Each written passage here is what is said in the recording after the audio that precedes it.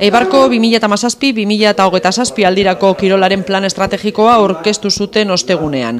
Hamarkada honetan, Eibarrek hiritarron kirol kontzeptu berrietara moldatu, aspalditik erabiltzen ari diren instalazioak berritu, eta noski hiriaren kirol eskaintza osatzeko behar diren azpiegitura berriak eraiki nahi ditu.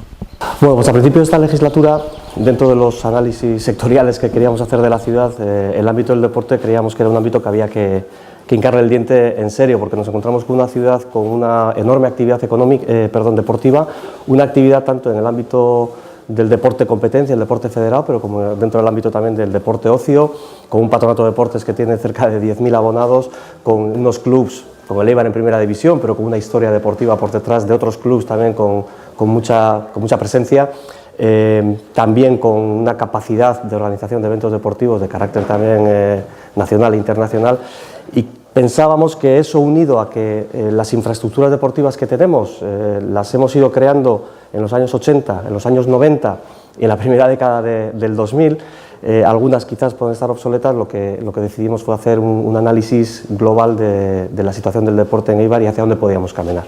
Plan estrategikoaren egitasmoa bikoitza da. Alde batetik, Eibarren pertsona dinamiko gehiago eta aktibitate maiztasun handiagoarekin egoteko baliabide erabakigarria izatea.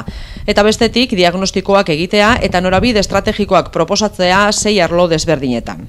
Los objetivos estratégicos que tiene planteados el Plan Estratégico del Deporte de la ciudad de Eibar son, en primer lugar, contribuir a que la propia ciudad alcance sus objetivos estratégicos. Aumentar la práctica deportiva de la ciudadanía, modernizar las instalaciones, ampliarlas y ampliar la oferta deportiva de la propia comunidad. Y contribuir a la cohesión social en términos del deporte en relación con género, con la política lingüística y con la inclusión social. Hamarkadan zehar garatu nahi den proiektu garrantzitsuenetarikoa Ipurua polikiroldegiaren eraberritzea litzateke, bertako irisgarritasuna eta erosotasuna hobetzeko asmoarekin. Baita piztina klimatizatu baten eraikuntza ere polikiroldegiaren alboko komentuaren lurretan. Eraikin berberan gimnasio berriak kokatuko lirateke gaur egungoak baino egun argi gehiagoarekin.